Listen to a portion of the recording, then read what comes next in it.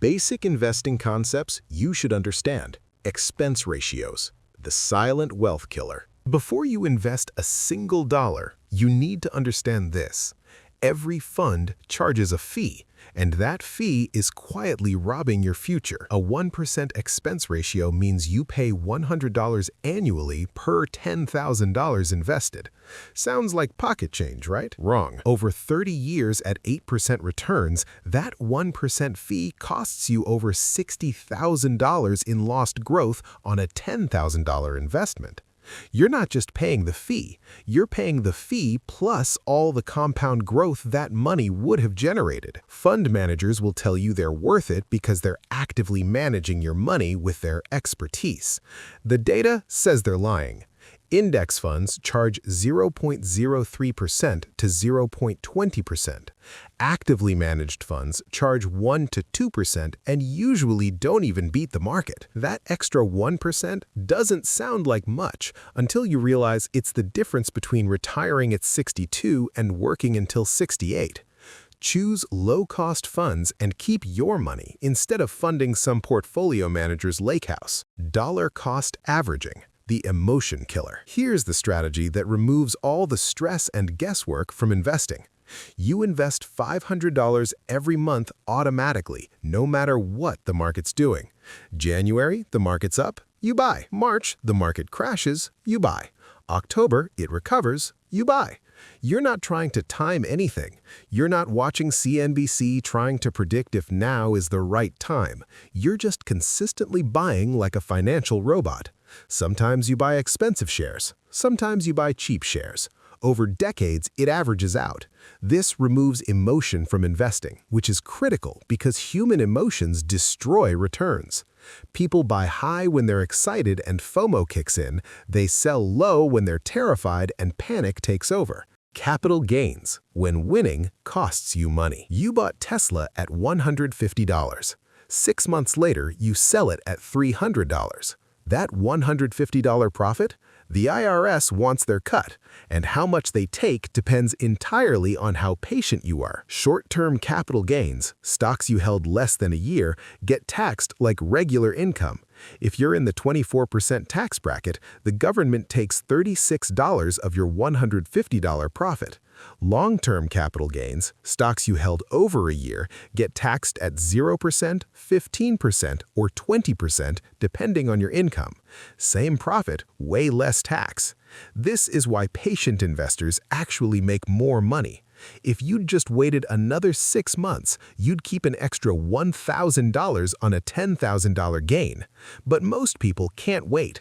They see green numbers and cash out immediately, then wonder why their returns suck after taxes. The system literally rewards you for being patient and punishes you for being impulsive. Use that to your advantage. Market volatility, the price of admission. The market doesn't go up in a straight line, and anyone who tells you otherwise is selling you something. It spikes, it crashes, it recovers. It freaks out over a tweet. It rallies on good news. It tanks on bad news. It's chaos with an upward trend.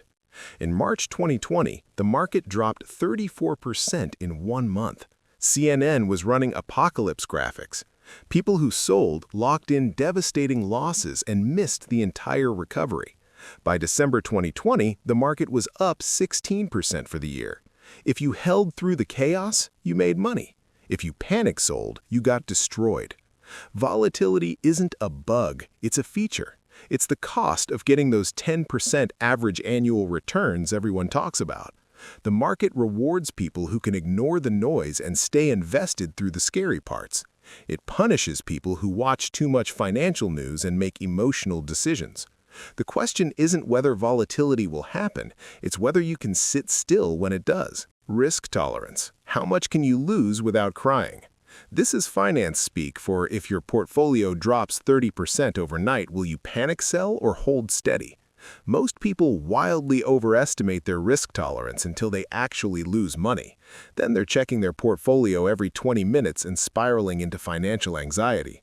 If you can't handle seeing your account balance in red without making impulsive decisions, you need more bonds and less stocks in your portfolio. If you can stomach the roller coaster and trust the long-term upward trend, you can be more aggressive with stocks. There's no right answer. It's personal. A 25-year-old with 40 years until retirement can afford to be aggressive. A 60-year-old retiring in 3 years cannot. The worst thing you can do is build a portfolio you can't emotionally handle, because when the inevitable crash comes, you'll sell at the bottom and lock in losses. Know yourself. A portfolio that keeps you up at night isn't worth the potential returns. Diversification. Don't be the GameStop guy. You know that guy who put his entire savings into one meme stock because Reddit said it would go to the moon, then watched it crash 80% and lost everything? Don't be that guy. Diversification is spreading your money across different assets, so when one thing crashes, you're not completely wiped out. Stocks, bonds, real estate, maybe some international exposure. If U.S. tech stocks crash, maybe your healthcare stocks hold steady. If the entire U.S. market tanks, your international holdings might cushion the fall. If stocks collapse, your bonds stay stable. It's not exciting. Nobody brags about being diversified at parties, but it's the difference between recovering from a bad year and declaring bankruptcy because you went all in on crypto that dropped 90%. The more diversified you are, the less any single disaster can destroy you. You're not trying to hit a home run, you're trying to not strike out. Index funds, the cheat code. Stop trying to pick the next Apple or Tesla. You're not going to do it. Professional fund managers with Harvard MBAs, teams of analysts, and Bloomberg terminals can't consistently beat the market, and you think you're going to crack the code on your lunch break using Robinhood? Index funds are collections of hundreds or thousands of stocks bundled together. An S&P 500 index fund owns pieces of the 500 biggest U.S. companies: Apple, Microsoft, Amazon, Walmart, Costco, all of them in one purchase. You're buying a slice of the entire U.S. economy, and historically, that bet pays about 10% annually over the long term. Some years, it drops 20%. Other years, it's up 30%, but zoom out over 20, 30, 40 years, and it trends upward. This is the strategy that beats 90% of actively managed funds. You're winning by being lazy and diversified. The fees are tiny, 0.03% to 0.20% annually.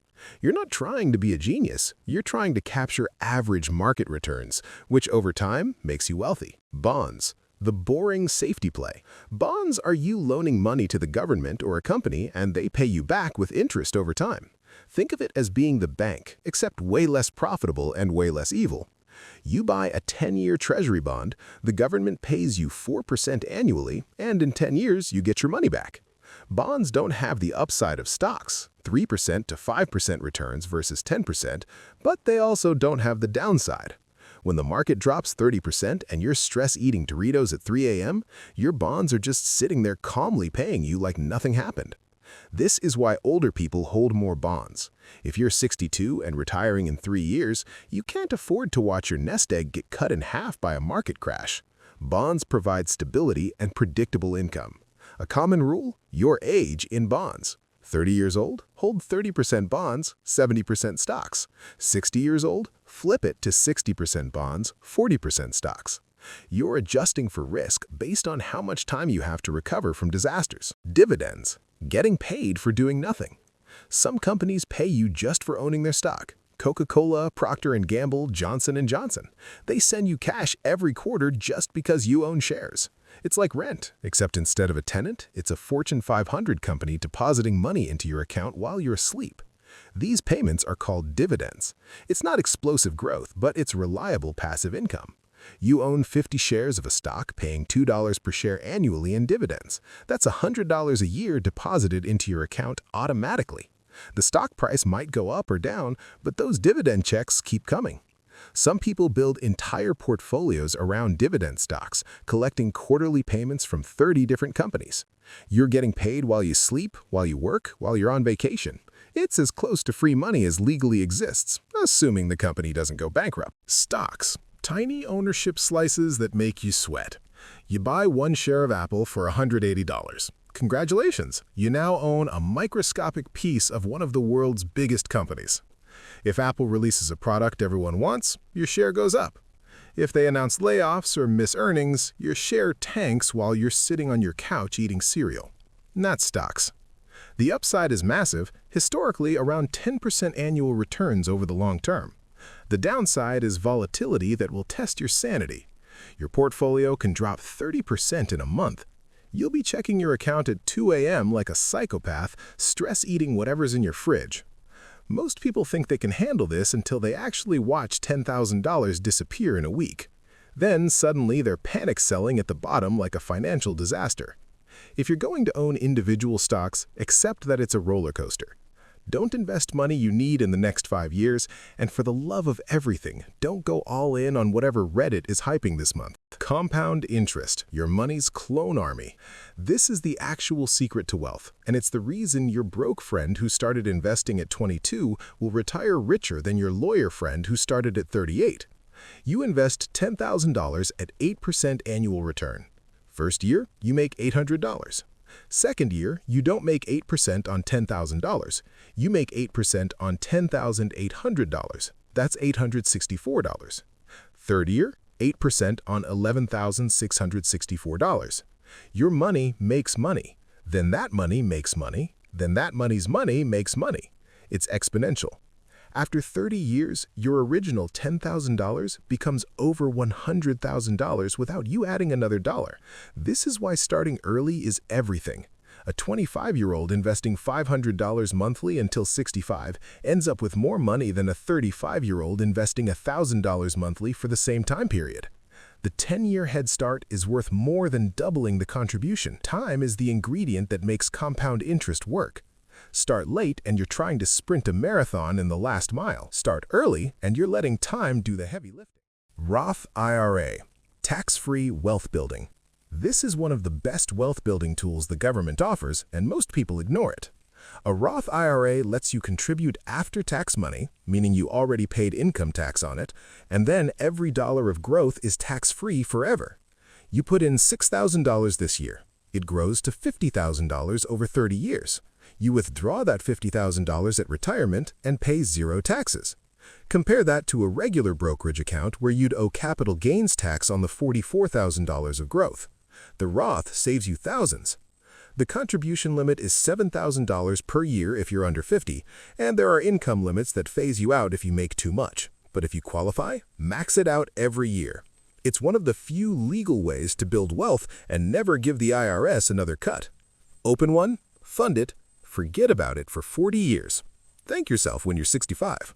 The 401k, free money you're probably ignoring. Your employer offers a 401k with a match. They'll contribute 50 cents for every dollar you put in, up to 6% of your salary.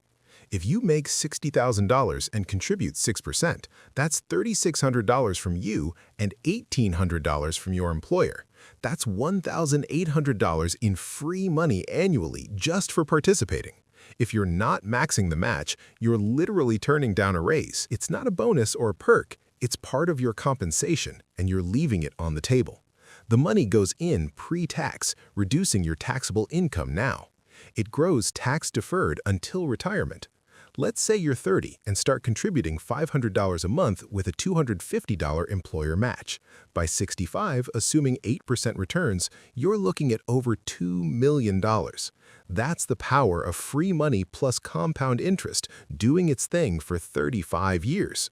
If your company offers a match and you're not taking it, fix that today. It's the easiest financial decision you'll ever make. Here's the bottom line. Investing isn't complicated. The concepts are simple. What's hard is staying disciplined when everyone around you is panicking or chasing the latest hype. Start now. Automate your contributions. Keep fees low. Diversify. Be patient. You're not trying to beat the market or get rich quick. You're trying to not be broke when you're 70. And if you start today and don't do anything stupid, you'll be fine.